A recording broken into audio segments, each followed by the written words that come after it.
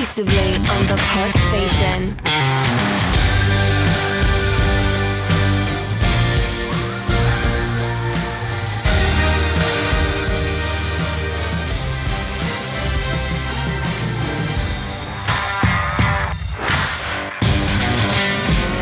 Welcome, listeners, to A Film Podyssey. This time, the two marked a review in Zack Snyder's Justice League. Do we think Mira's English accent and blonde hair is better than the original? Or are we grateful to lose the scene where Aquaman sits on Wonder Woman's lasso? Is Cyborg a massive MacGuffin to get Batman's troop carrier to fly? Has Steppenwolf got more armour than a Birkenhead job centre? All this and more will be unpacked in this week's episode. Let me introduce my friend and co-host, Mr. Mark Pollard. Oh dear. Well, first and foremost, English and blonde's always a winner. And secondly, that's a very niche joke about Birkenhead, because anyone outside of Merseyside is going, what? I can see death threats coming through on my feed right now. Well, if you want to do it, it's at Mark with an underscore to like the Iron Man suit / megastar. I've made it so hard that people will never send me death threats because they'll go to someone else. There'd just be another Mark going, what? Yeah, what have I done? What did I do wrong to Birkenhead people? I'm sure you've mentioned in previous podcasts people from Liverpool and also Welsh. Oh, don't you dare start dragging me into this conversation. I'm staying clean and pure on this. Anyway, how are you, my friend? I love you all, people. I'm fine, thank you, pal. Well, I'll say I'm fine. I've obviously just had to engage myself in a 4-hour marathon of a movie, and then thought, do I need to watch the original one because it's that long since I watched it, to remind myself of that, and promptly came to the conclusion, no. I'm not putting myself through another 2.5 hours. Well, I ran the same thought and I came to the conclusion, yes. Oh, so you did both? With a slight cheat, I ran them on 2 different monitors back to back. Whoa, that's some next level shit, that. Watching 2 films at the same time. Or watched it the second time, but obviously I run the second time round back to back because there's a difference. The Zack Snyder shot is 4 hours 2 minutes and the Whedon cut is 1 hour 50 minutes if you don't include the credit. You're like the Rain Man of watching movies then. I just like to put the prep in, really. I think as we go on, people will know that you do all the work. That's fair enough. Yeah, we can say it out loud. I was going to say Marvel fans, but I'll take the other one as well. So what have you been up to since we last spoke? I was quite literally watching those films.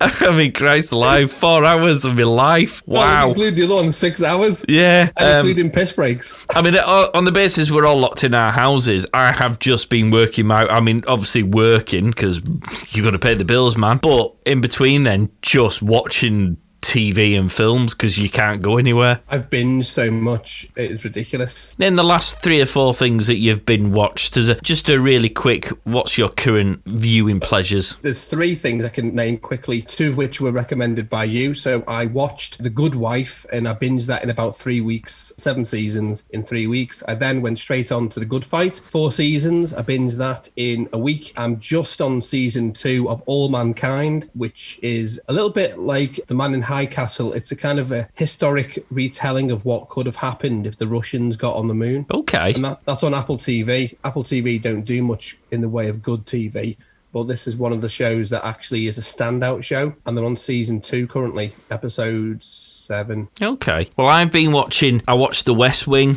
because it popped up on Channel 4 and it's been something that's on the I need to watch that at some point list for ages. So watch that. That's fab. In fact, I've been going through all the shows that I feel I should have watched but haven't. So The Wire. I did The Wire. Sopranos, I'm working my way through The Sopranos right now. They've sort of been interspersed with films that generally come through. And I have to say the standard of films on the online platforms aren't quite as good as you necessarily get in the cinema. I don't know whether that's because you expose yourself to stuff you wouldn't tolerate going to watch if you had to pay for it as a ticket. So Are you getting this, people? This is Mark talking to his mum. All right, Mum, I'll be home soon. Love you. Okay, yeah, 11:20. She's arranging to take him to get his toenails clipped. I'll have to check my diary, but I'm... That's because he's got no life, people. Love you, Mum. Bye.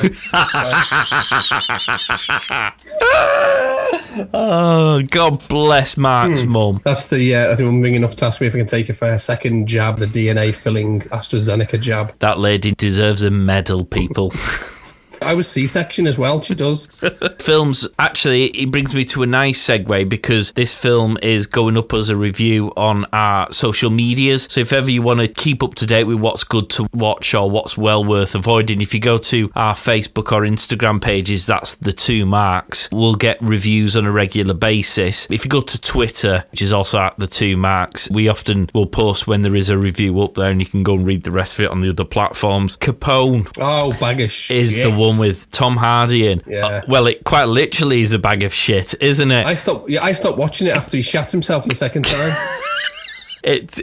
My God, who pitched that and said, wow, that sounds like a good idea, that spend money on that? Well, I'm surprised Tom Hardy, with his acting chops, as he's come round, like Taboo and Mad Max and things like that. Bane, why on earth he suddenly went, when he got the script and he's like, so what I shit myself twice and I don't know who you are. I know, but do you know what? I think he comes across as a bit method, and I wonder whether the artist in him got overly carried away with the prospect of playing Al Capone, one of the most infamous gangsters of all time, in a different light. So we're not going to play Al Capone, the exciting, interesting person enjoying his height in the criminal underworld. What we'll do is we'll play him in a way that no one else has done before, i.e. didn't want to because it was desperately dull, and we'll show him basically sitting in a chair staring aimlessly at a camera, sporadically interspersed with soiling himself scenes, and that's like the full extent of a movie for 2 hours. Avoid at all costs, people. I believe Stephen Graham, who played Al Capone in Boardwalk Empire, actually advised him on what to do, but I think probably people didn't recognise what he looked like because every film Tom Hardy's in, his mouth's covered.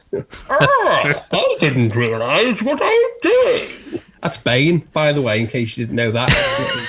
Little cheeky thing. Because if you look at all the films he's been in, when he was in Dunkirk, he was the fighter pilot with an oxygen mask over his face. Yeah, that's true. When he was Bane, he had the thing over his face. And then when he was Mad Max, on the front of the car, he's got the thing over his mouth. Every film he's in, they cover his mouth. I don't know why. Maybe he just talks too much on set. And it's like, Tom, will you just shut the fuck up, mate, and do your job? What you do, shitting yourself? It's not even in the scene, fella. Oh dear. Well, I feel we've digressed because today we are going to boil down and discuss the latest Justice League release, which is obviously the Zack Snyder version, and we'll give our opinions on it. I suppose we should preface this with the fact that we tend to be more Marvel orientated, and I should prefix that with I've not got like a particular horse in the race, if you know what I mean. I haven't deliberately gone, I like Marvel so I hate DC. I want to love both equally, but thus far DC keep on serving me bags of dog shit through my letterbox, whereas Marvel seem to be serving me up fine dining meals which are causing my palate to experience things they've never experienced before, and therefore I feel more affinity towards Marvel at the moment. Is that the Infinity Stones? Indeed. You're probably getting like a Tom Hardy special, aren't you, with DC? Just a bag of shit and then leave it on fire outside your house. The problem, kind of jumping around, but we'll go into, is that the wonderful array of characters that DC have is on par with, and in fact equal to, Marvel. Well, many people, and quite legitimately, will argue some of the better baddies are in the DC world. They don't make use of all the properties. Unfortunately, the CW been churning out some, well, not recently with other woke shows, but they've been started off with the Arrowverse, which was really good. Spawn, The Flash, and then they went on to... Well, they've had Superwoman, haven't they? And well, they had Legends of Tomorrow, then they went Supergirl, and Supergirl wasn't originally with CW. Supergirl got cancelled by CBS, and then CW said, which is still part of CBS, interestingly enough, said, well, we'll put it part of our universe. So they had the Crisis storyline, which brought all of them together. And then they had Black Lightning. More recently had... Well, they had Gotham, haven't they? They've done Gotham as well. Gotham was separate. That's not in the same thing, unfortunately. No, it was going to be brought in, but I think they weren't available, the people, to be able to do the crossover that brought all the universes together in the multiverse. Basically, you've got Titans, Smallville's been brought in now. They've brought in Lucifer and the Watchmen. So they're all in the same universe. Swamp Thing, which got cancelled after one episode. I haven't particularly got myself overly ensconced in the DC TV universe, as it were. I've just haven't had time to watch. And some of them that I did watch, I don't know, like Arrow, I watched that for 3 seasons, then it felt like it was getting a bit samey, and so I wouldn't have any problems putting it on the TV whilst I worked, if you know what I mean, but I wouldn't want to sit and dedicate my full attention to it because it probably bore me a bit quickly. And their efforts seem to have been more focused on that than the film world, because the film stuff has been incredibly disjointed. They've not developed the range that Marvel have. They keep going to their safe space, which is, let's do Batman, let's do Superman. They've not really gone outside of that. More recently they have. The TV shows always seem to touch upon. So Smallville introduced Aquaman, Green Lantern, Cyborg, and Oliver Queen, who played the Arrow, all of those characters. And then Arrow also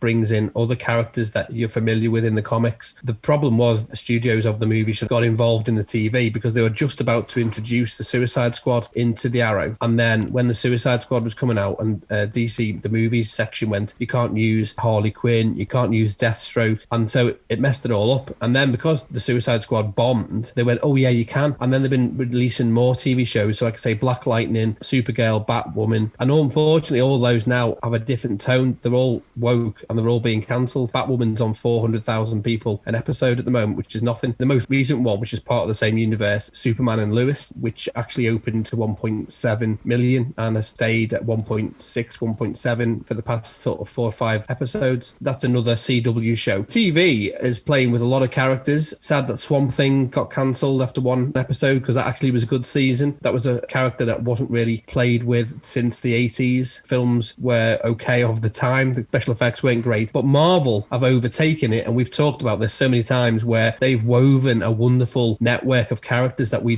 love. If you imagine when we first saw Justice League. The first Avengers film came after about 6 or 7, maybe even 8 films. Yeah. So we'd had a couple of Iron Mans, we'd had a couple of Captain Americas, we'd had a couple of Thors. So they'd already started to weave a storyline, which made Avengers quite exciting because they were pulling those films that you become quite familiar with together. Justice League came on the back of a Superman film, which wasn't particularly well received. Batman versus Superman, which was critically, well, it wasn't particularly well received. And then Wonder Woman, which they brought in just before, which did get more warmer feelings about it. They were skipping the huge part of what Marvel had done before their first Avengers film in Justice League. And the first version was actually done by Joss Whedon, wasn't it? It wasn't Zack Snyder, because of falling out with the studios and a family tragedy, pulled out of this. Was it midway through or 3/4 of the way through? It was quite far in, wasn't it? It was, because a lot of the stuff he's put back in are not reshoots. It's actually stuff that he wanted in. But his daughter, Autumn, committed suicide. He took a leave of absence and Joss Whedon stepped in. By all accounts, you ended up with the film you ended up with in 2017. And what did you think of that film, Mark? I thought it was an absolute bag of spanners. Based on what you've just said, is we had Man of Steel, which I thought was good. Yeah, it was all right. In terms of a popcorn movie, you could go to the cinema and you go, you know what? It's probably the best film since we saw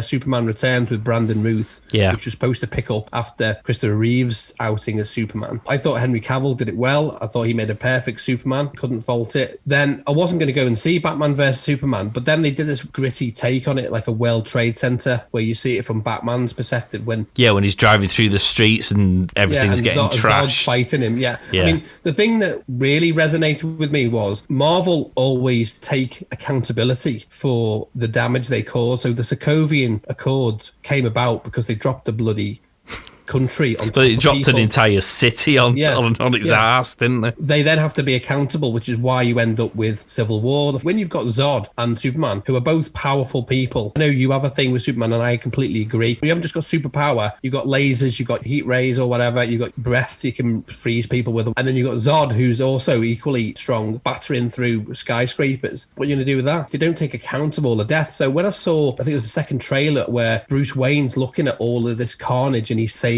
people, I thought, this might be interesting. And then I went, and you know when you're watching a movie you've paid £9.50 for, and your heart suddenly ends up in your trousers because you're thinking, you know what, I've sat here and watched this and it's rubbish. That was the thing, and they'd already taken me money at that point. The reason why Batman vs Superman was so poor, as you rightly say, the Marvel films had set the characters up. In Batman vs Superman, you see some CCTV footage of the Flash, and then they go, oh, by the way, there's Aquaman, he's having some water. There's Wonder Woman. Well, hang on a minute, well, like 10 seconds worth of viewing. Didn't set anything up. So then you go straight into Justice League, which was supposed to spawn this whole Snyderverse to include Justice League 2, which was going to introduce the Injustice League, then Justice League 3, which was going to be the nightmare world, which we see in the end of this, and was alluded to in Batman vs Superman. We were going to have a Cyborg film. We were going to have Suicide Squad. They just messed it up. Joss Whedon did not do a very good job. I mean, even to the extent where they're rebooting Batman with what's his face from Twilight. Although, I mean, DC always have that get out of jail free card with their different universes, haven't they? The multiverse. So they can always say, well, actually, Ben Affleck is that universe Batman and this person's this one and that's Superman's Henry Cavill here, but Superman's also so and so over. They can sort of play the get out of jail free card, I guess, to a degree there, but if you haven't earned the right to do that, it doesn't rub off slightly. So Marvel are starting to wander into the multiverse realms, but they're talking about people who've been well established now, and so you've got a vested interest in, for example, and spoiler alert slightly, with WandaVision, they used the brother from X-Men and the guy who played her brother in X-Men, not the brother who was killed in the second Avengers film, Age of Ultron. Quicksilver, thank you. And so I'm looking at that going, oh, that's cool, that's really exciting, because I've watched the X-Men ones and I now know Marvel own the X-Men franchise again because Disney have got it, so that's cool because that might be a thing, and obviously it makes sense because her brother's dead, and you start piecing it together because it's all there. And it's not just there in the knowledge of comic books, it's there in the knowledge of you've watched films doing that. I think Justice League was essentially missing that. But I feel we haven't yet touched on the actual film yet. We should move on to the actual, because we've got a 4-hour film to dissect.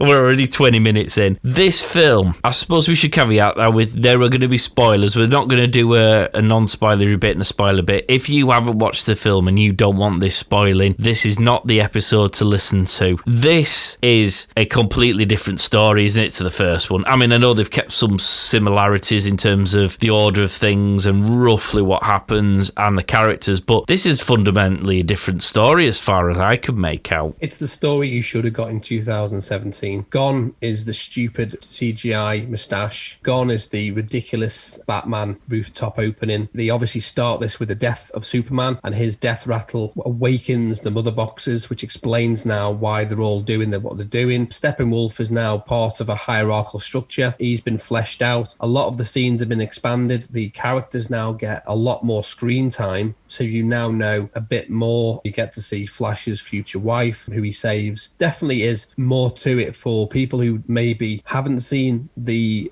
Whedon cut. Because if you think about it, yeah, it's 4 hours, but to be fair, you could watch it over a period. You could watch it over a couple of days. Well, I mean, we'll come to this. They have actually split it into chapters, haven't they, almost? Yeah. And so you could theoretically watch it much the same as you might do a TV show. I mean, I watched it in one go. It's no different than watching 4 episodes or something, 4 or 5 episodes back to back. So I just watched it in one go and just had a catheter put in.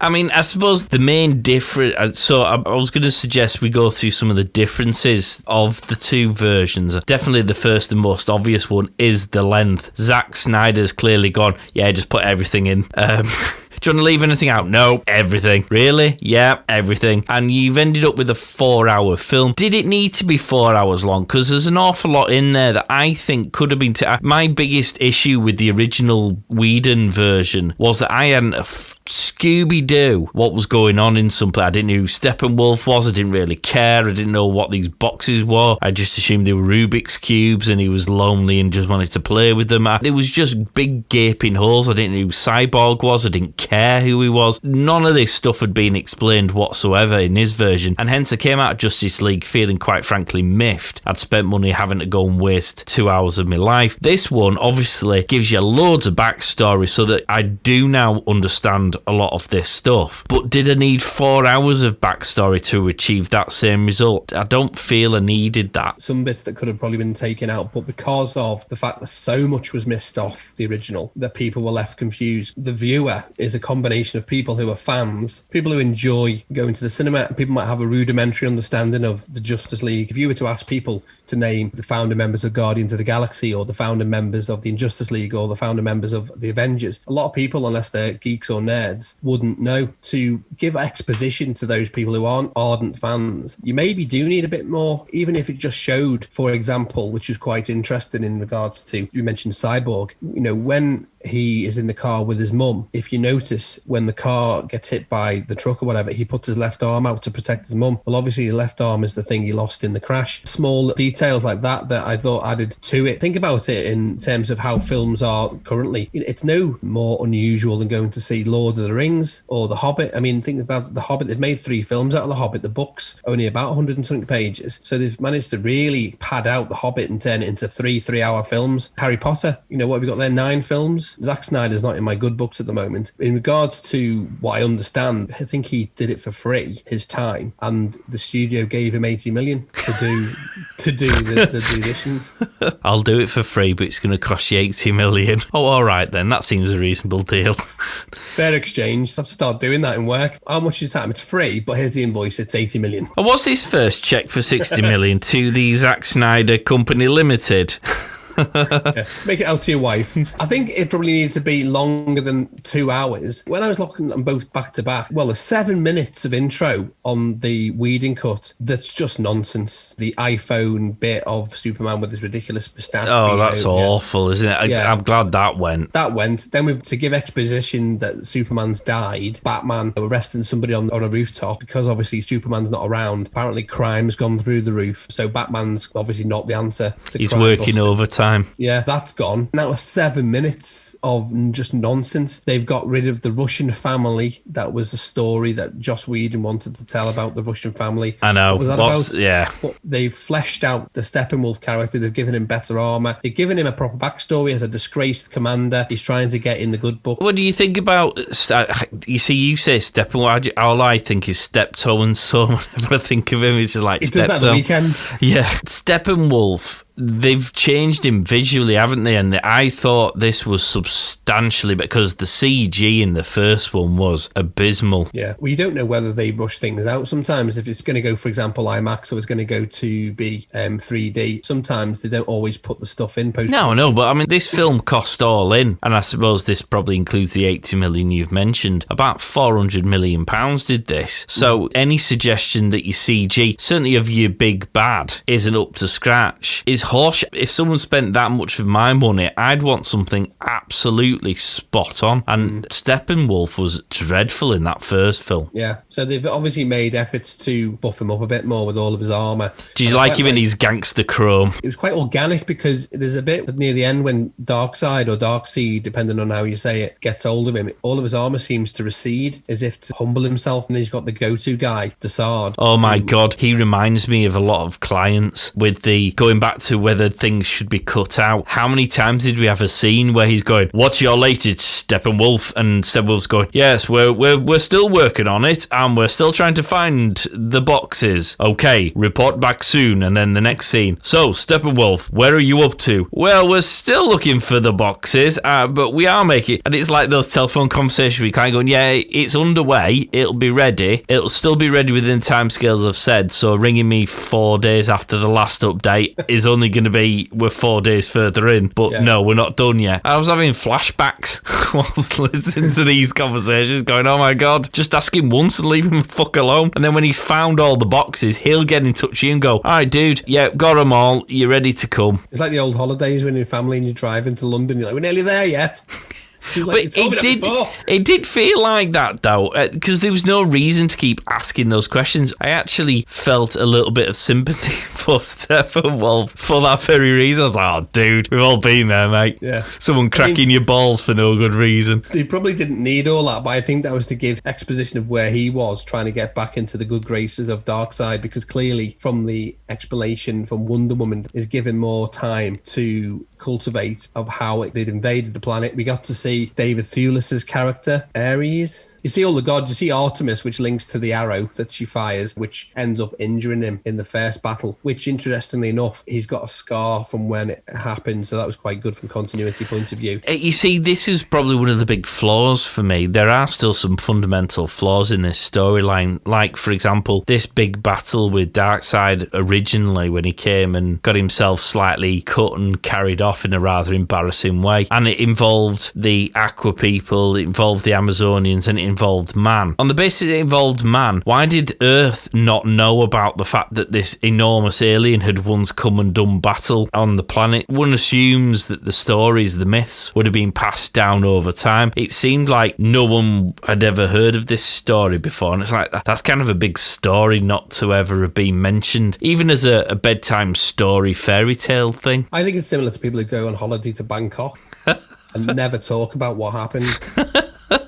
Bangkok exists, but no one ever wants to talk about what they did there.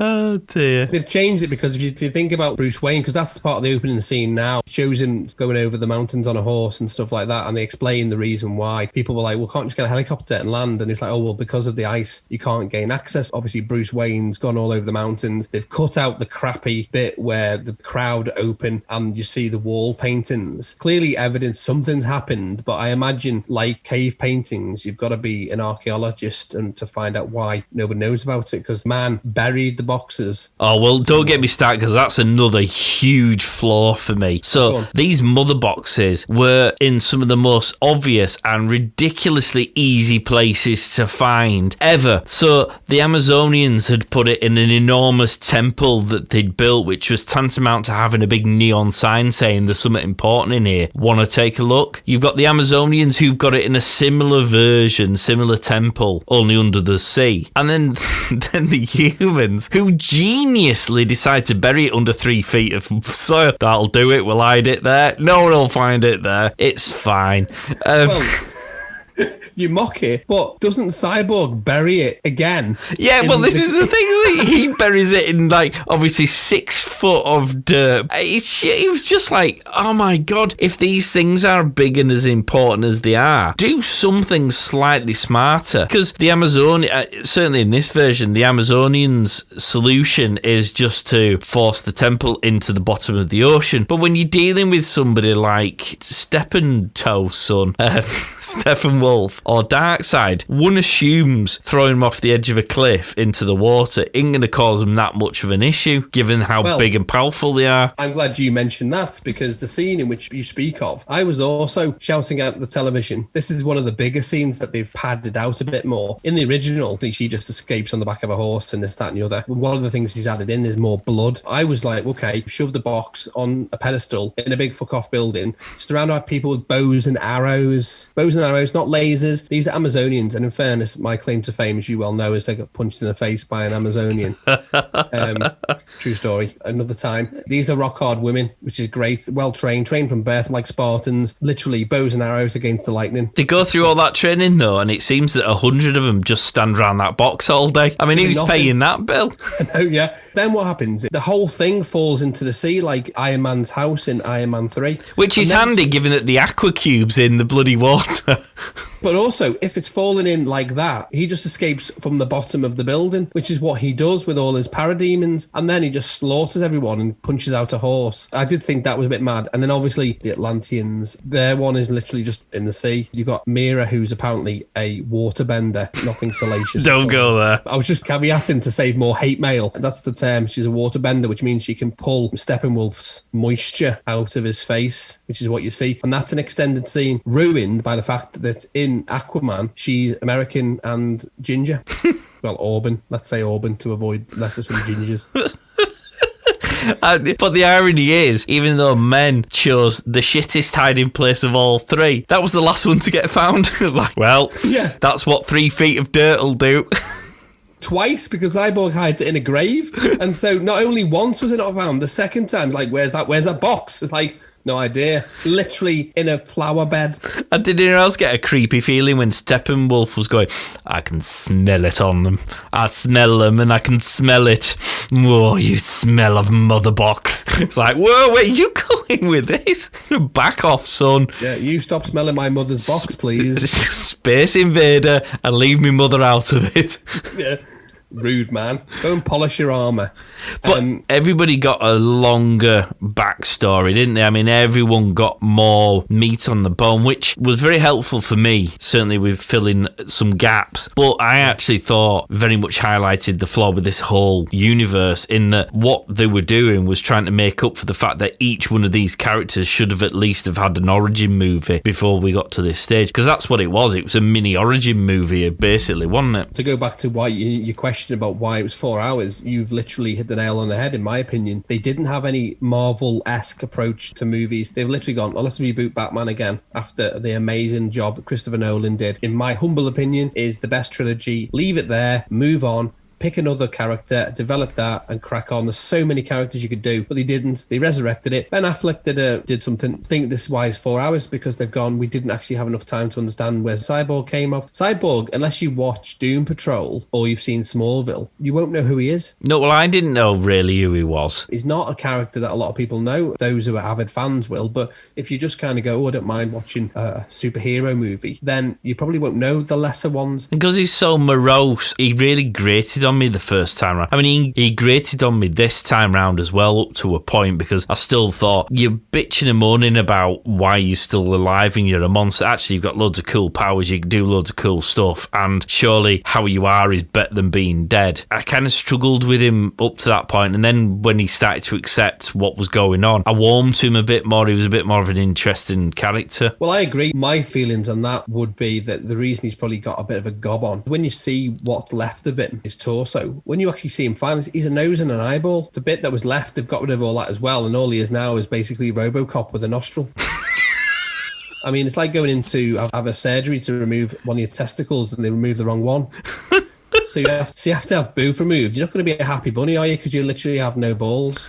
Good comparison, I thought. What was that internet thing, though, that he does? You know, he goes into his mind place and he looks at, and then when he's in his internet world, he's looking at the financial markets and he's got these two bulls or whatever it is fighting. It seems a really weird, meta-y thing. Let me explain what that is. His dad explaining to him that he has the power to do good, which is he can, in a thought, get rid of all the nuclear weapons. The woman who he gives money to is a character within the DC universe. The bull and the Russian bear is the metaphor for the financial institution. No, I know, but I didn't really understand why it needed to be a metaphor as such. I mean, obviously visually it's more interesting, but yeah, anyway. I think what his dad was trying to say, that yes, I have literally made you a robot and you might not have wanted that. You can do good with what you have. If you think about all of the characters that are superheroes and the ones who are not superheroes, like Batman, who's the equivalent of Iron Man, he's a bit naff, because he's like, what can you do? Well, I can get an Uber Eats for free.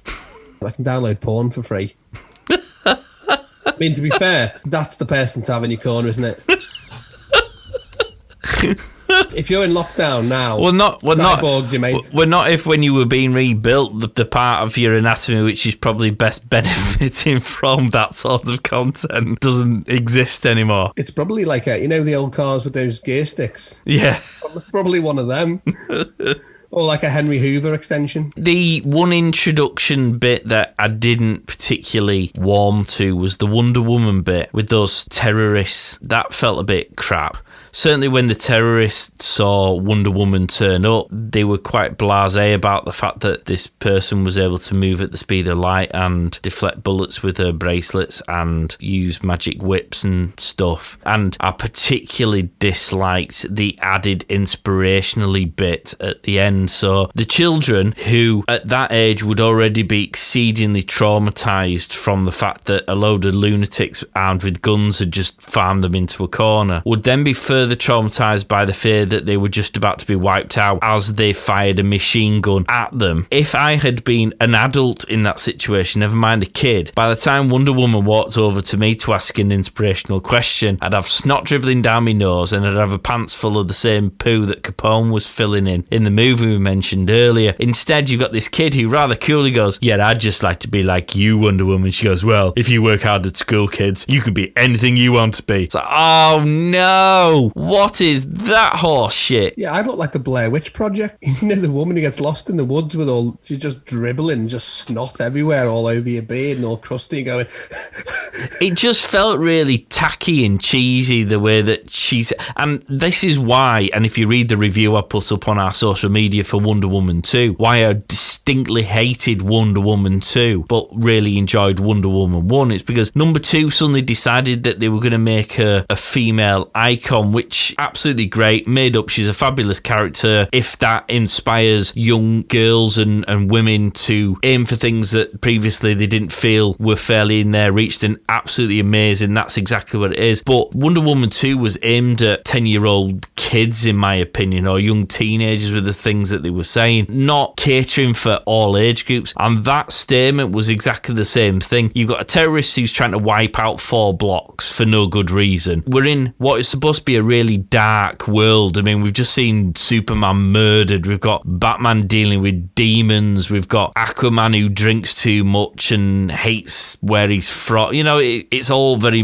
dark and seedy. You've got Cyborg who's had his nuts chopped off and isn't happy about it. And then we come to Wonder Woman who's walking around going, yeah, you could stay in school, kids, say no to drugs. I was like, what? That feels so completely distant from the mood you're trying to set. Or is it just me? No. I mean, that was the scene that they did flesh out. The difference is when he dies, you don't see him die. In this one, he gets blown up. The whole block gets blown up. You don't see that in the Whedon one. And why did she need to blow him up? He'd run out of bullets. The bomb had been disarmed. Why did she need to kill the fella? Why couldn't he just go to prison? The full. Didn't feel very Wonder Woman-y, did it? She suddenly decided to become a murderer with an unarmed guy who, quite frankly, did deserve to die on the basis of if a bullet that he'd fired at her deflected off her bracelets and came back and hit him and he died from it, it serves him right. He shouldn't have fired the bullet in the first place. But once he ran out of bullets, was disarmed and was no match to the superpowered Wonder Woman, one assumes she'd go, right, you're going to prison, son. To set that good example to the small child, what she did was turn around to the small child, go, stay in school, kids, say no to drugs, and if someone pisses you off and you're stronger than them, kill them. Maybe she didn't like his character in Game of Thrones.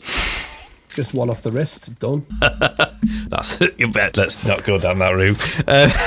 We did get to see the Green Lanterns, although he did die. Well, it's interesting you should mention the Green Lantern because the end bit, I say the post-credit spoilery bit, which of course DC don't do. What they do is they wait till the end of the movie and then they put an extra bit on, which isn't a post-credit one like Marvel do. It's just a bit that they tack on in exactly the same way. But we'll ignore that. The Martian Manhunter wasn't originally going to be the Martian Manhunter in that scene. It was going to be the Green Lantern, and they changed it. Wasn't it going to be Ryan Reynolds? And the studio said no. Yeah. Well, Martian Manhunter, John Jones, is actually the guy who appears in Man of Steel as the General, and he is actually the founder of the Justice League. So was he in Superman? So what they've done is they've retconned his character who appeared in Man of Steel and Batman vs Superman. So what it tells you is Martian Manhunter has always been there because he's a shapeshifter. He's been playing this General since Man of Steel, and what they've done is they've removed the ridiculous scene between Martha and Lois Lane, who's talking about a house, not the fact that my son's dead. She's worried about getting evicted because Lois is the key to the future because she's pregnant. Well, that's a new bit they've squeezed in, isn't it? Unless she went out on the town when Superman was dead, she was like, right, free and single, out we go. Well, that's a story you'll never hear now, isn't it? It's done. We don't know, do we? So we see the pregnancy kit in the top of the drawer. Lois is important because we find out the reason, jumping around again, the reason why Superman goes fucking mental is because at some point Lois Lane gets killed by Batman, and we find out at the end of the scene where Superman says, how did you get the house back? And he said, I bought the bank. He swapped out a box for a children's baby basket. Apparently the baby was going to grow up and be the new Batman. Right. It goes back to Batman versus Superman, the scene where the Flash says Lois is the key, because Lois getting killed makes Batman go absolutely mental and kill Aquaman. Well, you see it in the Dreamscape. You see the Joker's truce card cut in two, which means the truce is over. The Joker's wearing his jacket from the end of Suicide Suicide Squad, and he's got all his police badges where he's obviously killed them. You'd see Aquaman's lance. There's all bits of debris. Superman's holding Batman's cowl. So that's all that ties into that. Is that what's going to happen, or is this like an alternate universe? I'm a bit lost with that particular element. We'll never know, but the storyboards that have been released, the plan was that you'd have the Justice League 2 film, what was called the Injustice League. So you'd have Lex Luthor, Deathstroke, Harley Quinn, Joker, and others, and they would have their movie. And then you'd have Justice League 3, which would have been a combination of what happened over the last two, but the nightmare version, which was alluded to in his dream, where the parademons have taken over, and Superman has his own army. We find out why he's gone bad, because you see the flashback with Cyborg when Flash is doing his Flashpoint moment, when they're trying to resurrect Superman for a moment, see all of the destruction of the world, and you see Superman in his palace or whatever it is, holding the scorched body of Lois Lane. She's been killed, and he goes mental and kills everybody. The nightmare vision was going to be Justice League 3, apparently. Right. However, DC have gone and shat all over this, because DC Studios have gone, thanks for doing your 4-hour film. It's never going to be canon. Yeah. Thanks for that. Here's your 80 million. Now fuck off. Yeah, I mean, it's just crazy, isn't it? And you mentioned the bit, certainly at the end, which is this part of the storyline, the nightmare vision, as it were. We see the first coming together of Ben Affleck's Batman and Jared Leto's Joker. How did we feel about that exchange? Well, I think he's the alternate version, because this is the thing that is clear. The multiverse exists, and they are aware of the multiverse, because in this version, the Joker has a few more scars, but doesn't have all the tattoos. He doesn't have his big gold teeth. He is obviously a different version of the Joker that we know. I mean, yes, he's wearing the SWAT vest from Suicide Squad, but that could have happened. We don't know where the Suicide Squad sits. Bear in mind, by the way, the new James Gunn, the Suicide Squad, as a reboot, because the Suicide Squad bombed. Technically, that's in its own universe. And that's the problem, isn't it? I'm shaking my head for the benefit of the microphone. None of these films are cohesive enough to fit in and dovetail each other. Man of Steel, at the time, standalone, and then they went, let's do the Batman v Superman one and shove everybody in, because we're going to do a Justice League, but we haven't really got there, and we want to try and compete with the box office hits that Marvel have. Let's just tell people in 10 seconds or less, and then we'll do all the good films afterwards. The best one film for me, as you've already said, is Wonder Woman. The first Wonder Woman film is the best standalone film, in my humble opinion. Aquaman, maybe a close second, but I think they... See, I didn't really like Aquaman. I found that quite irritating. I didn't even watch it all the way through. Compared to others, it was the best of a bad bunch. I thought really poor attempt at the aging, and it was all CGI, and I'm not a big fan of films that I'm not. Heavily. No. I don't mind green screen stuff and blue screen stuff, but when every single characters and environment is CGI, there's definitely something to be said for sticking with practical effects. And it's sticking to practical effects and going back to Jared Leto, I have to say I just do not like him as the Joker. He just comes across as irritating, and I don't mean the Joker comes across as irritating, as in Jared Leto comes across as irritating. There's no chemistry between those two characters. That whole scene just jarred with me quite a lot. He's not my Joker. Heath Ledger, for me, is the Joker. The Joker from the 1960s Batman in the golden time is the Joker for that period.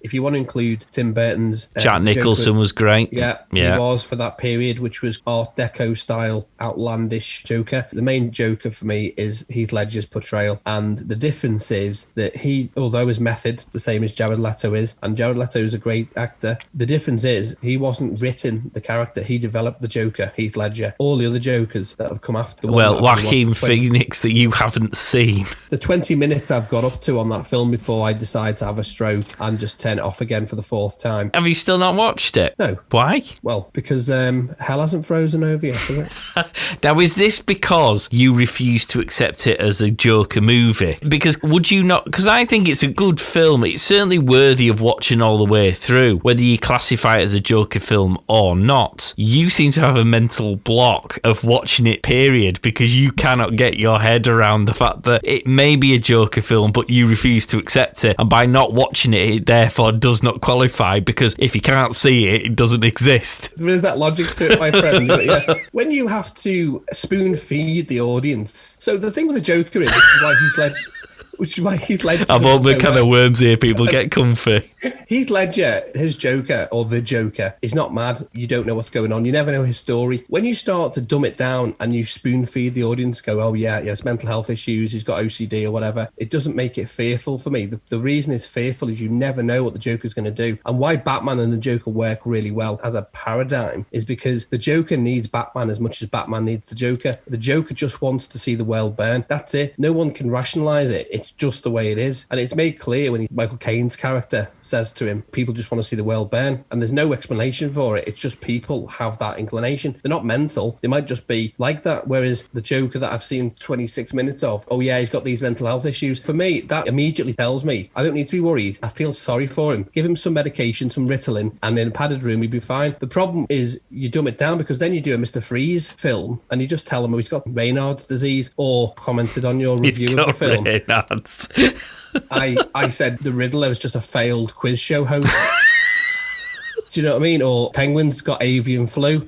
They're not fearful anymore. The reason why villains, they've got the stature they have is because you fear them on a level that you cannot explain. If you can explain it away, you suddenly remove the fear and you go, poor guy, he's got OCD. So that's the reason. And speaking of being fearful, were we more fearful of Superman because he had his all black with his outfit? He was in his executive outfit. Well, no, because I know why he had the black one on. Go on then. Because the black outfit historically is because it helps him heal faster. Because, as we know, which is one of your bugbearers, because he's so powerful and he gets recharged by the sun, the black suit absorbs takes in the heat more. Yeah. Okay. So it's his healing suit. See, that makes sense. And why did they not explain? You see, things like that should have been explained. I just thought, a bit like you when you go to your wardrobe in the morning, you go, I can't wear that. I wore that yesterday. I best put that on instead. I thought he did that. Whereas actually, there's a logical reason for why he's gone for the black outfit, but that's not explained. And I know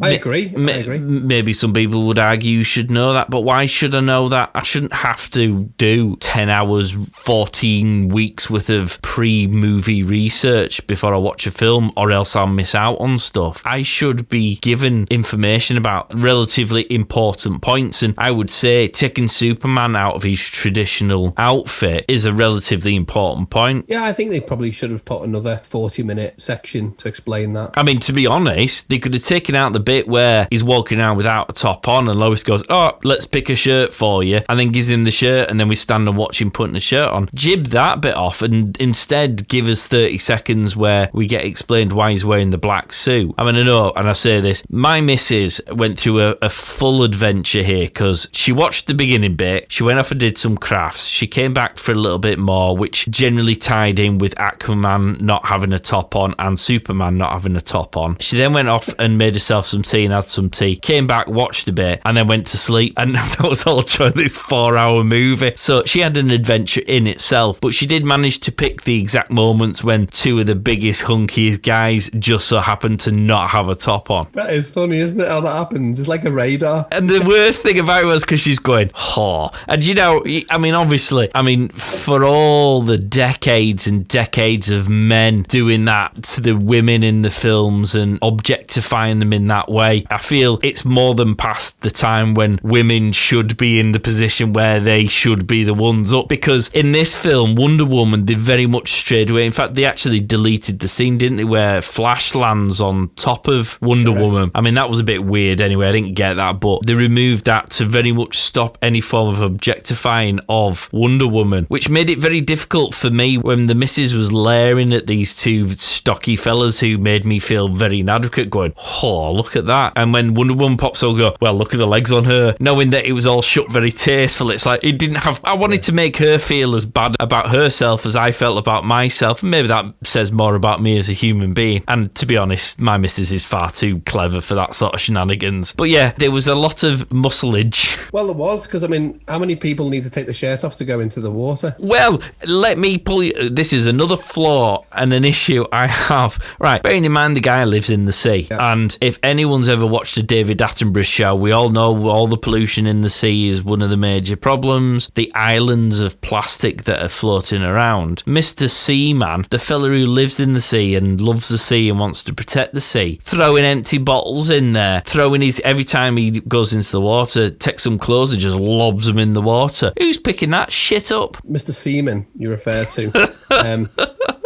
They cut the bit where he throws the bottle this time round, and actually they mention in Aquaman that because they're a bit pissed off, people are polluting the water. That's the reason why all of the stuff is going back on the shores, because all the Atlanteans are just pushing it back out. Well, that doesn't explain him still throwing his clothes off. I mean, how many clothes? Massive pecs. I mean, yeah, but who picks up the clothes? I mean, that's a bit arrogant of him. It's not like he could do with a cupboard just where he gets into the water. So when he gets there, he takes his jumper off, folds it up like you're supposed to do, put it in your wardrobe, and then when you come back out again, you get it out, it's dry, it's clean, it's there. Instead, he just lobs it on and waits for somebody else to pick it up, which is pretty much what it was like having teenagers in the house. Well, he had that random sycophant who started to singing the Icelandic theme tune and sniff his jumper.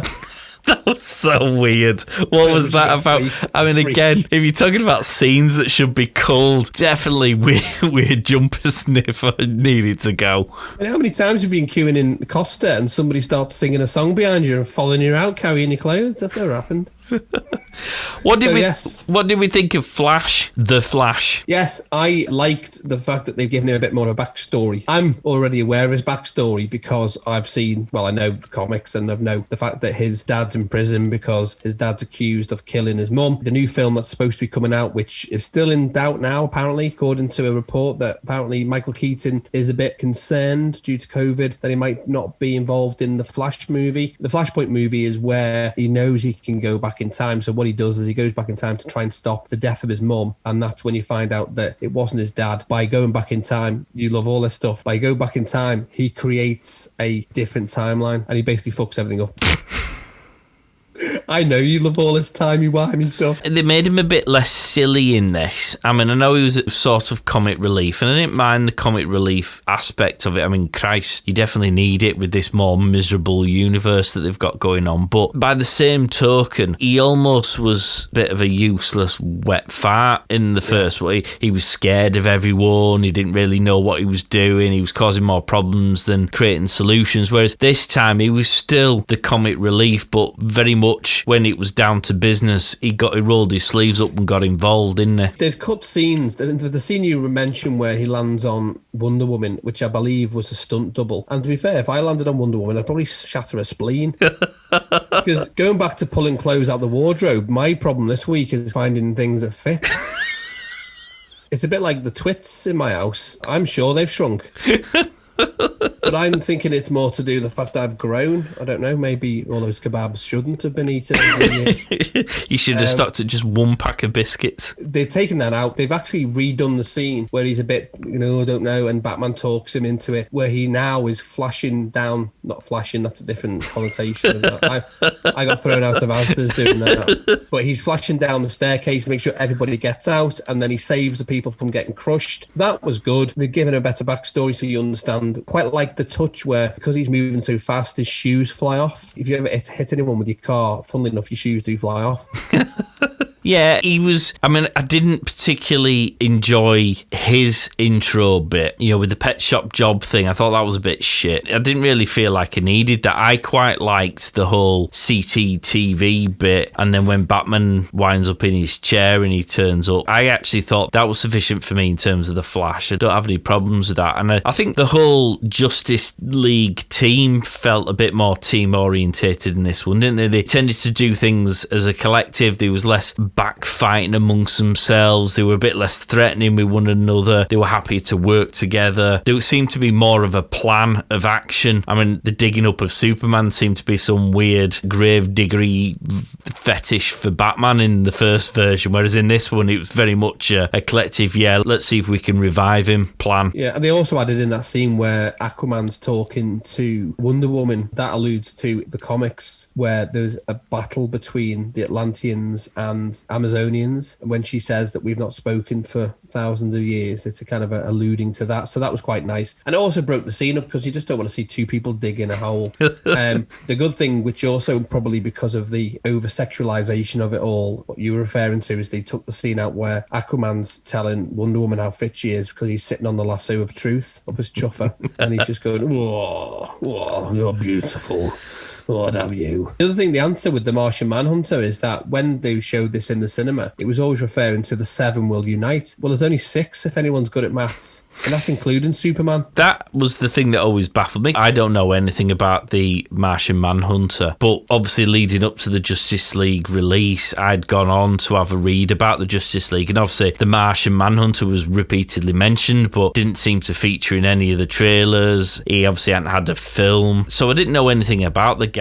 And then when he didn't turn up, it sort of felt like they decided to cull the Justice League, but without an explanation as to why. My biggest bugbear, the new music, every character, all that shit going on. It's like, come on, people. It's like literally in the corner, some woman just doing operatic shouting for about 20 minutes. And slow-mos. Well, that's why it's 4 hours. It's in slow fucking motion. That's why. Everyone gets a slow-mo from multiple angles as well. Yeah.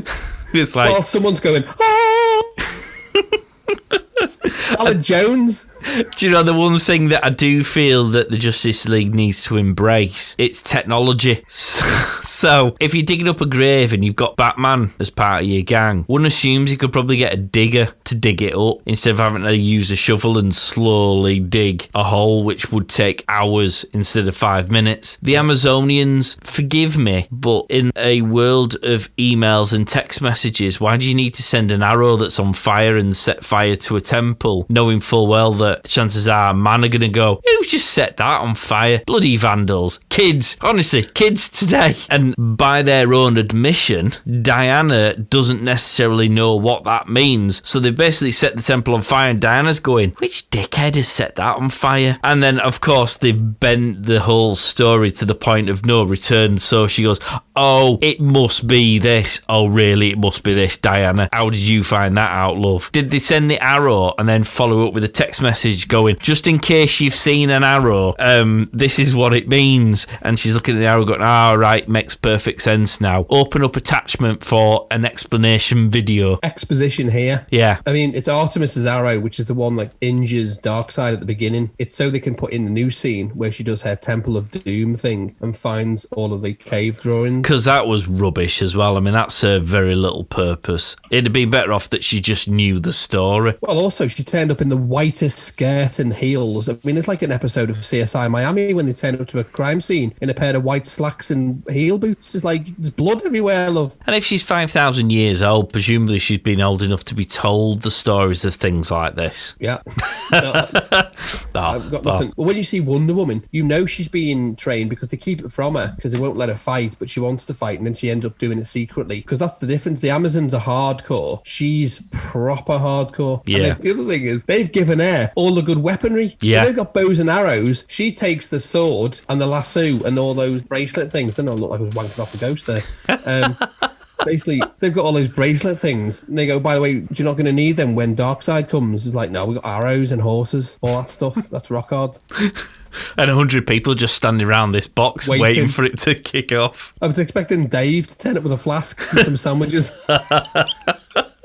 A mug of soup. Yeah, and then the one person who gets away, not only are they just dead, but the whole building just falls into the sea. It's like they're proper dead now. For what? Because Darkseid and all the parademons just fly out the bottom. You brought me nicely back onto the big baddies because we get told that the anti-life equation is on Earth, at which point I went, the what be what? Would you like me to tell you what it is? Well, I do. I should say before you give the explanation, this kind of brings me back to this shit should be explained to me in the film, not by a mate who has to explain why he didn't understand the significance of what seemed to be a relatively important plot point. Plot point that you didn't know about in the Whedon cut? Well, it didn't even exist, did it? No. So it's a plot point you didn't know. Now you do know, but you still don't know. I'm happy to give you the explanation of what it is. Please do. So the anti-life equation is a mathematical formula that proves the futility of existence and free will, and therefore in the wrong hands, the formula can be used as a terrible weapon, which has the power to brainwash and enslave entire world. Right. So there you go. That's what it is.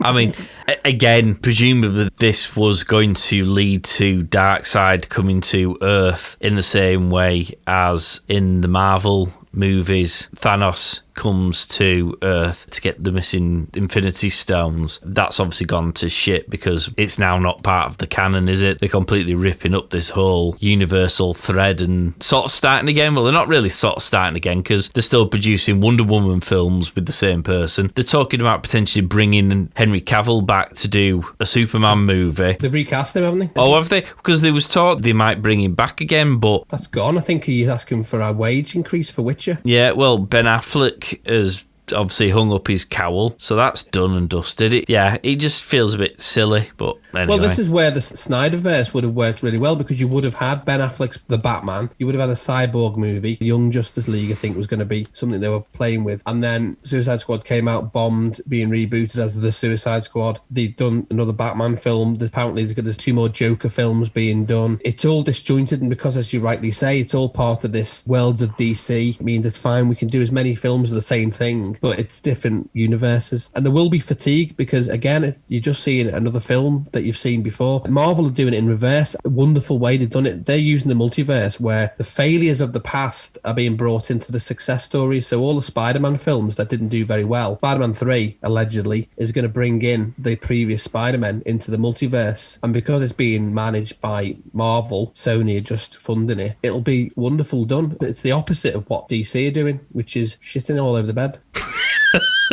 I do feel the baddies in this film are a bit better. We've mentioned this briefly earlier on because there's a lot more context and backstories to them. Both Steppenwolf, Darkseid, they all sort of add a little bit of extra fear. Gravitas. Yeah, gravitas. Even to the point where I really liked at the end when they've just fired Steppenwolf minus his head through that portal, and there's that moment where they're just having a stare off through the portal at one another. I thought actually that was quite good. It felt like Darkseid was a bit like, yeah, I'm going to come and have a go at you lot. I reckon I could do that. And they're all standing there going, yeah, go on, come and have a go if you think you're hard enough. And it felt quite good. I was a bit, yeah, I'll have some of that. Obviously, for it to be completely destroyed by the fact that we're not going anywhere with that story anymore. That is the sad part, because you do see, like, there's obviously Dissard, who was the right-hand man to Darkseid and Steppenwolf, and you also see Granny Goodness. Yeah.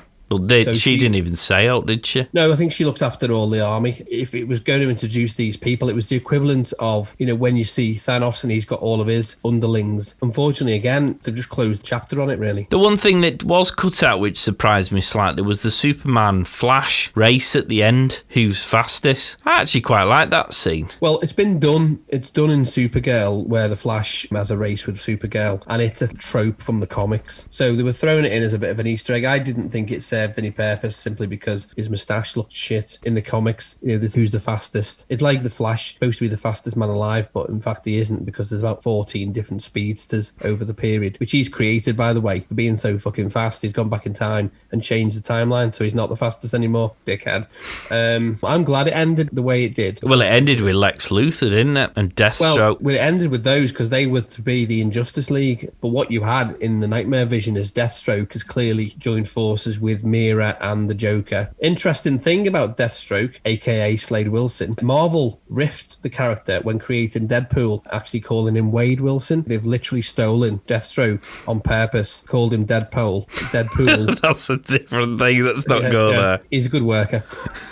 Bit of backstory to Slade Wilson, Deathstroke. He joined the military at the age of 16 by lying about his age, and he got his abilities through a military experiment which, according to the authority, failed, but Slade just decided to make use of his abilities as Deathstroke. Right. Seen quite recently in season 2 of Titans, and also season 1 and 2 of Arrow. Okay. Top tip. Now, one of the things that you didn't like, which you haven't mentioned, is the way it was shot. It was shot in a 4:3 ratio, specifically because it was designed to be on general release release in IMAX, but also the reason Zack Snyder chose the 4:3 ratio of the screen, because we're usually used to the standard widescreen, is because he wanted to frame character movements more centrally, because a lot of the characters fly or jump. Right. I mean, to begin with, it was a little bit weird to look at, and it felt like I was watching a 1980s sitcom or Wire rewatch. Yeah, it was like watching something like The West Wing in season 1. But you very quickly forget that. A bit like when you're watching the film and you got the two black lines at the top and the bottom of a screen. When you start to become engrossed in what's going on, you kind of forget the bit. So, to be honest, it didn't bother me after 5 minutes. I wasn't offended by it, and certainly when you explained it, it makes sense why it is that he did it that way. Yeah, I suppose. It's fine. I mean, it's not a subtle movie, is it? Pretty much from the get-go, there's a lot of banging and blowing up and stuff crashing and punching. It's R-rated. Before we do a roundup of what our overall opinions were of the film, were there any Easter eggs that I've missed out? We've probably covered a few, but I picked up on some which were quite cool. So Uncle Ben, Spider-Man's uncle, is dead in the DC universe. We see his name on the memorial stone that the Flash ends up getting thrown into. Bruce Wayne tells the Flash that he has 6 satellites, which is quite clever, because if anyone remembers the fight between Superman and General Zod in the Man of Steel, they destroy one of his satellites. So he did have 7, and now he's got 6. Originally, the scene that was shot, Jon Stewart was the Green Lantern that was going to be used. Ryan Choi appears. He's the character Atom. There's a cameo from Zack Snyder, who appears in a coffee shop when Lois Lane comes out. Yeah, she's getting a daily brew. And apparently, so the story goes, he was storyboarding that particular scene whilst having a coffee and cameoing in the same scene. So quite meta. Jimmy Olsen, who appeared in the original Superman, appears as the cop guarding the memorial, which is an altered scene because originally he appeared as the booking officer in Central City. And then we see a mechanized Starro, which is the parasitic hive from the comic, set to appear in the James Gunn reboot of Suicide Squad. The other one, the game that Cyborg is playing, the American football game, the scoreboard is sponsored by Wayne Industries. I had a couple of other ones because obviously Zack Snyder's daughter killed herself. On the back of that, I think a lot of the DC fans did a fundraiser to, I presume, help support charities who help people with mental health issues and the like. And in the scene where Batman and the Flash get into his car and drive off, there's actually a billboard on the wall which promotes that charity for which they raised the funds, as a little nod, as a thank you to the fans who did that. I missed that out on purpose because that's the reason why Zack Snyder's not in my good books, because the YouTube people, Geeks and Gamers, are the people behind that, and they invited him onto a live link up where he very quickly disowned them. Oh, right. Why? I don't know whether the rumor is that he was told by DC to do it, but basically they invited him on, they got him on, and the first thing out of his mouth is, I just want to say, make it clear that we are not connected to you in any shape or form. And as a result of that, all of the money that was being raised, $100,000, dropped off. Oh. You should see the poor guys' faces. There's about 7 of them. They're all geeks and they do what we do. I don't know the backstory, but the review shows, like we are, a bit irreverent, and we say what we see. 7 of them got together, set up this thing that you're talking about. They got Zack Snyder on. Apparently he rang before coming on live and said, I'm going to tell people that we're not connected in any shape or form, and he disowned them live on YouTube. And as a result, the people that were giving money to this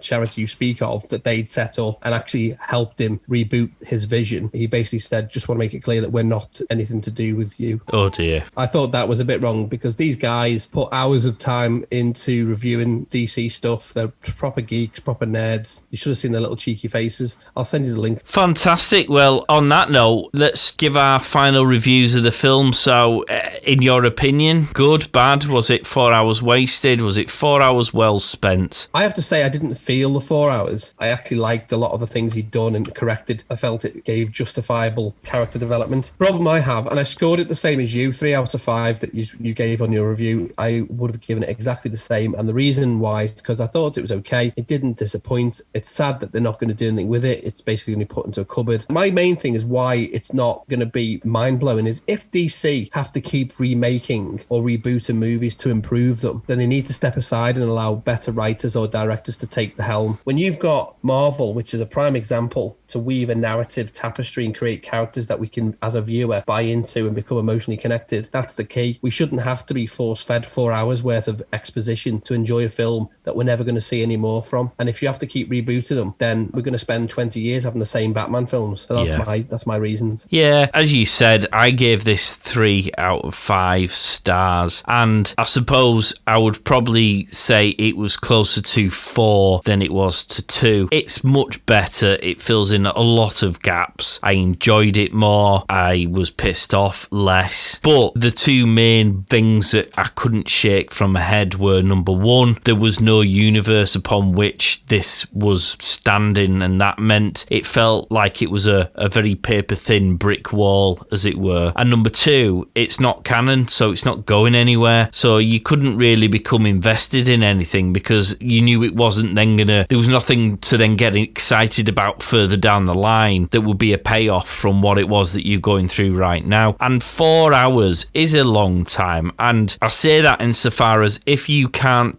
tell a more detailed story in 4 hours, you shouldn't be making films. 4 hours is more than enough time to make it better, so it should have been better because it's bloody 4 hours long. The reason why I keep mentioning the 4 hours is because people like me and you, and probably the people who are listening to this show, will sit and watch a 4-hour film like this because that's our bag, that's our thing. People like my missus, who quite enjoy watching films like this, would not in any way, shape or form watch 4 hours of this film. And so you're very much isolating yourself from a big chunk of audiences because of the length of the film. My parents won't watch this film. There's no way my parents would watch a 4-hour film, and yet they love the Marvel films. My missus won't do so. There's people within my wheelhouse who just will not watch this, and I think that's a shame because I think they could have definitely culled it down to 3 hours very easily and not lost any of the story, and I don't quite understand why he didn't do that. You've hit the nail on the head. I think it's isolated a lot of potential viewers, and because we're particularly in a situation with lockdown now, it's gone straight to HBO. How many subscribers are there to HBO Max? My parents don't subscribe to that. They're never going to see it. They wouldn't be going to the cinema. The only way they would see that is if it was on Sky. It is actually. I watched it on Now TV.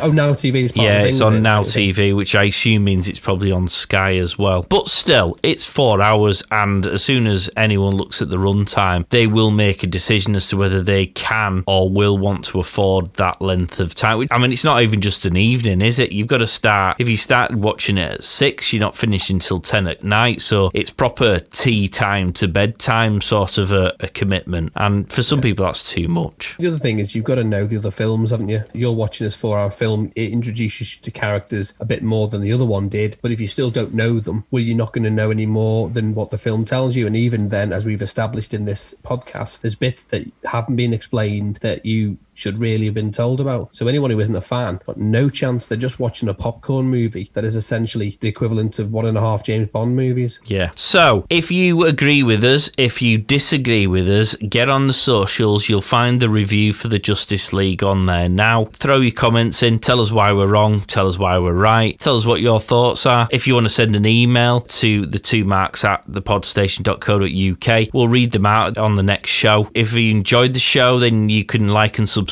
If you like and subscribe to the 2 Marks channel, then you will actually get all of our shows. So you'll get a Film Podyssey, you'll get a new TV show that we're releasing called Neatflix. You've got the Disco Fever and the Picard Talk shows, which cover the 2 Star Trek series. There's loads of stuff out there, and if you go to the 2 Marks, you'll get all of it in one place, as opposed to all the individual channels which you might be listening to on this one. So without further ado, Mark, I think we've done that, haven't we? We have indeed. Thank you all for listening. Tune in next time. See you later, guys. Bye. Bye. Excelsior!